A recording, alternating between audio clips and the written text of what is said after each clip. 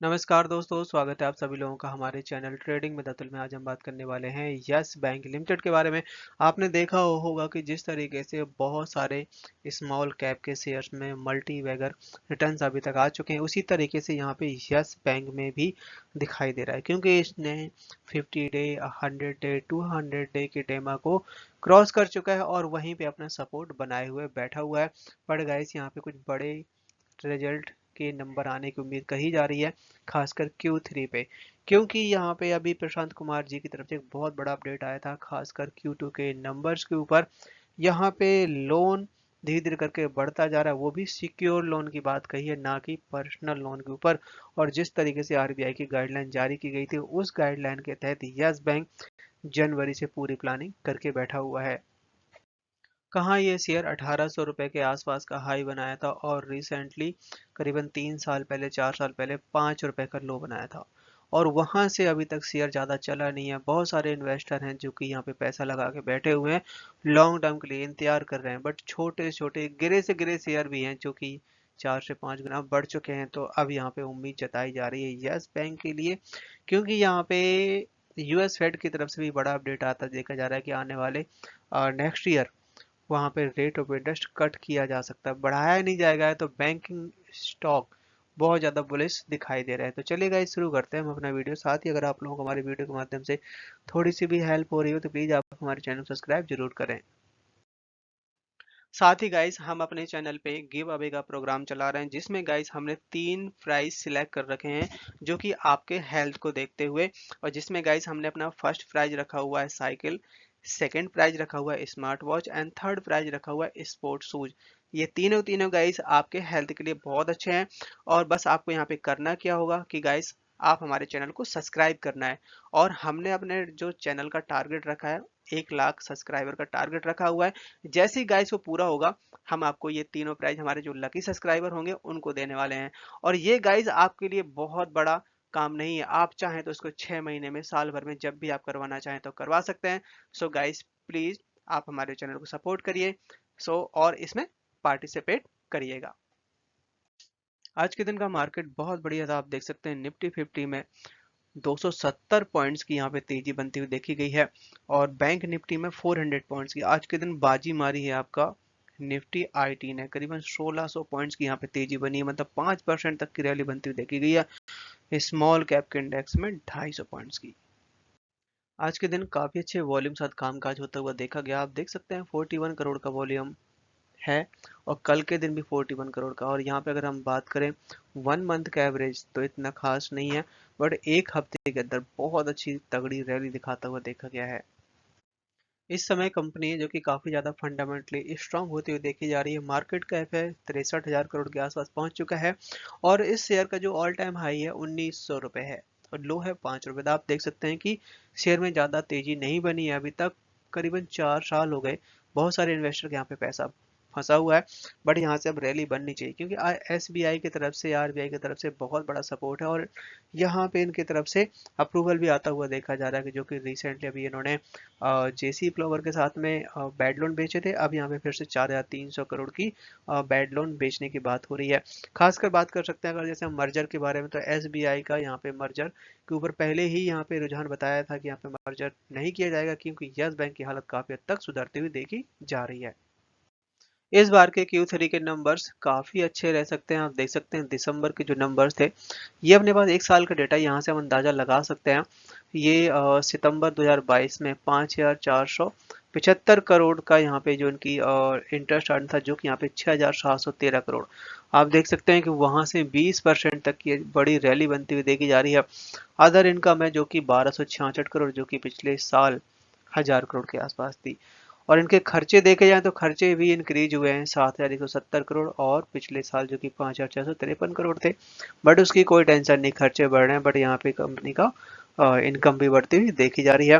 But हुआ क्या है कि आप प्रोविजन देखिए, प्रोविजन पिछले साल सितंबर 2022, दिसंबर 2022 और आपका मार्च 2023, यहाँ पर प्रोविजन बहुत ज़्यादा थे। बट जून के महीने में प्रोविजन केवल 360 करोड़ था, जो कि इस बार 505, मतलब मामूली से बढ़ा है। जो कि रिसेंटली अभी यहाँ पे खबर आ रही थी कि करीबन 4,300 करोड़ के आसपास का जो अपना बैड लोन है फिर से बेचने की बात कही गई है, तो यहाँ पे प्रोविजन फिर से कम हो जाएगा। और टैक्स कंपनी ने पे किया है 75 करोड़ का। तो इस बार कंपनी का जो नेट प्रॉफिट है 228 करोड़ का आया हुआ है, क्योंकि प्रोविजन बढ़ा हुआ है। अभी यहाँ पे इस बार के जो नंबर्स हैं काफी अच्छे रह सकते हैं। डीआईएस की तरफ से बहुत ज्यादा यहाँ पे नंबर बढ़ता हुआ देखा जा रहा है। एक साल पहले यहाँ पे 45% तक का स्टेक था, बट इस बीच में बिकवाली की गई है जून के क्वार्टर में, मार्च के क्वार्टर में। पर यहाँ पे सितंबर के महीने में फिर से यहाँ पे खरीदारी कर ली गई करीबन 4 से 5% तक की, क्योंकि यहाँ पे अब काफी अच्छे नंबर आने की उम्मीद है। तो जो यहाँ पे शेयर बेचे गए थे फिर से आ रहे हैं। सबसे बड़ा स्टेक आपका यहाँ पे एसबीआई का है। तो एसबीआई अगर यहाँ पे शेयर बेचता है तो क्या कंडीशन रह सकती है, क्या इम्पैक्ट पड़ेगा मार्केट में, बट अभी लगता नहीं है, क्योंकि यहाँ पे गवर्नमेंट ऑफ इंडिया के पास जो स्टेक होता है वो लंबे समय के लिए रखता है। एफआईआई भी कहीं किसी से पीछे नहीं है। एक साल पहले यहाँ पे 12% तक का स्टेक था, जिसको बढ़ा के 24% कर दिया। ऑलमोस्ट डबल खरीदारी यहाँ पे बढ़ा दी है। यहाँ पे रिसेंटली एलआईसी की तरफ से स्टेक बढ़ाता हुआ देखा जा रहा है। आप देख सकते हैं कि पहले इनके पास 2 से 2.5% तक का स्टेक था, इस समय 4.5% स्टेक कर दिया। सबसे ज्यादा स्टेक है जो कि state bank of India hold करता है। पर यहाँ पे ये देखिए चौंकाने वाला जो आंकड़ा निकल के आया है। पिछले साल रिटेल इन्वेस्टर के पास करीबन 44% तक का स्टेक था, जो कि इस समय 35% रह गया है। और पिछले जो क्वार्टर था, अगर हम बात करें Q1 की, तो वहाँ पे 38% था। तो लगातार रिटेल इन्वेस्टर बेच के निकल रहे थे। अब यहाँ से अब रैली बनने वाली है। जिस तरीके से आरबीआई की यहाँ पे गाइडलाइन आती हुई देखी गई है कि पर्सनल लोन पे ज़्यादा दिक्कत है और सारे सारे बैंकों के यहाँ पे कोशिश रहने की ज़रूरत है। तो यहाँ पे प्रशांत कुमार जी हैं जो यस बैंक के एमडी, उनकी तरफ से ये खुलासा किया गया है कि यस बैंक का जो यहाँ पे हाई रिस्क वेटेज है, इसमें यस बैंक लोअर साइड है, कोई टेंशन नहीं है। 32-35 बेसिस पॉइंट्स का यहाँ पे सीआर निकल के आया है।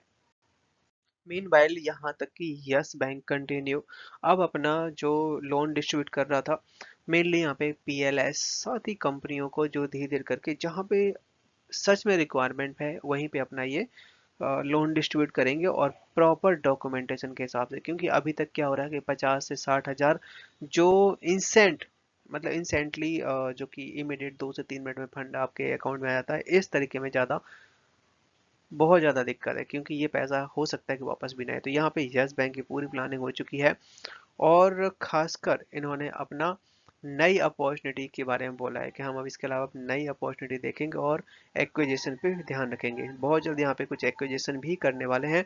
साथ ही उन्होंने कुछ नंबर के बारे में बताया कि जो कि Q3 में इम्पैक्ट डाल सकते हैं। बताया जा रहा है कि 2.09 ट्रिलियन एज सितंबर 30 सितंबर, जो कि 9% ईयर ऑफ ईयर बढ़ के आया है।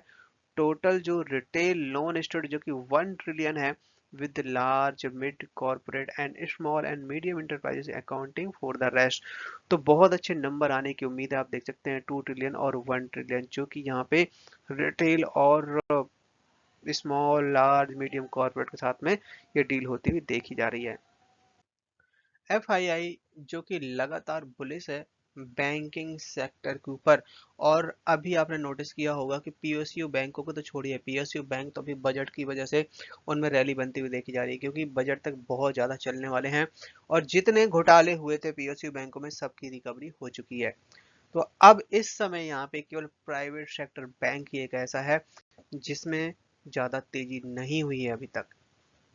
क्योंकि यही अभी 4 से 5 महीने की बात करें, 3 महीने की बात करें, जुलाई के आसपास की, तो बैंकिंग स्टॉक जो आपके लार्ज कैप हैं और कुछ स्मॉल कैप के जो स्टॉक हैं, उनको कोई खरीदने को तैयार नहीं था। बट इस समय देखिए कि लगातार यहाँ पे एफआईआई की फॉरेनर इन्वेस्टर की यहाँ पे खरीदारी देखने को मिल रही है, और जो कि गेम चेंजर साबित हो सकता है लॉन्ग टर्म के हिसाब से। साथ ही गाइस क्या है कि यूएस फेड लगातार रेट ऑफ इंटरेस्ट बढ़ाता हुआ देखा जा रहा था, क्योंकि इन्फ्लेशन के नंबर इतने खराब आ रहे थे, तो ये तो होना ही था। बट अब काफी टाइम के बाद यूएस फेड की तरफ से एक चौंकाने वाली खबर निकल के आई है।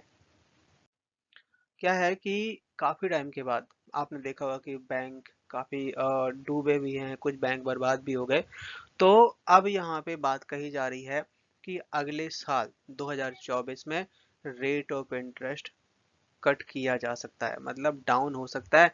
जो कि यहाँ पे सारे के सारे ग्लोबली मार्केट के लिए बहुत बेहतर बताया जा रहा है। और यहाँ पे आप देख सकते हैं global research analysis raise price target across the banking sector, जो कि यहाँ पे गेम चेंजर साबित हो सकते हैं गाइस। आरबीआई की तरफ से यहाँ पे एक बड़ा अपडेट आता हुआ देखा जा रहा है। क्या है कि यस बैंक के ऊपर एक पेनल्टी लगाई गई है। कुछ शायद इन्होंने गाइडलाइन तोड़ी है, जिसकी वजह से ये कुछ अमाउंट है जो कि 10,000 के आसपास है, जो कि यस बैंक के ऊपर पेनल्टी लगाई गई है। यस बैंक के लिए आज का दिन बहुत बड़ा दिन है, क्योंकि आज के दिन ही यस बैंक ने बिड बुलाई हुई है, खासकर अपने बैड एनपीओ को सेल करने के लिए 4,234 करोड़। अगर ये निकल गया तो फिर यहाँ पे यस बैंक को बहुत जो कह सकते हैं हम बैड लोन से छुटकारा मिल सकता है और बैलेंस शीट बिल्कुल क्लीन हो जाएगी। तो चलिए इसको थोड़ा डिटेल समझते हैं कि इसमें किन लोगों के पास कितना लोन है और किसने कितना वापस नहीं किया है। सो यहाँ पे यस बैंक, ये जो इनके पास एनपीए है 4,234 करोड़, इसको 100% बेच के कैश लेना चाहता है। इसमें कोई भी अपनी होल्डिंग नहीं रखना चाह रहा। और इस समय आप देख सकते हैं रिसेंटली जो है इनके पास 3,073 करोड़ है, जो कि नॉन फंड बेस्ड आउटस्टैंडिंग है। साथ ही 17 करोड़ है आपका, जो कि ये सारा जो डेटा निकल के आ रहा है 31 अक्टूबर 2023 तक का है।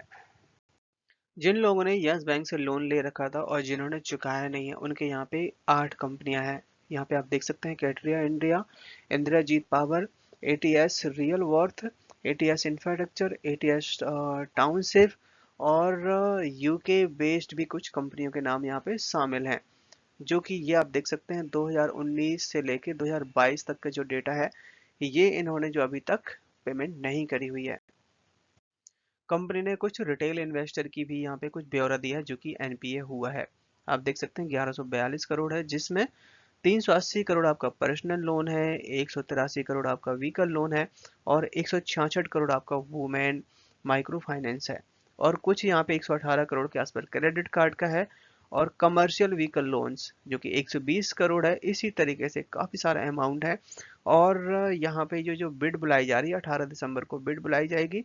और यहाँ पे बैंक अपना जितना भी एनपी है सबको सेल करने की बात कर रहे हैं। तो इसका इम्पैक्ट आपको जरूर इनके Q3 के नंबर्स पे दिखाई देगा। यस बैंक में लगातार काफी अच्छी अच्छी खबरें आती हुई देखी जा रही है। इस समय रिसेंटली आप देख सकते हैं कि यस बैंक जो कि BSE 100 इंडेक्स में शामिल होगा, जो कि बहुत सारे इंडेक्स स्टॉक बाहर हो रहे हैं, जैसे ACC हो गया, बंधन बैंक हो गया, बोल्टास हो गया।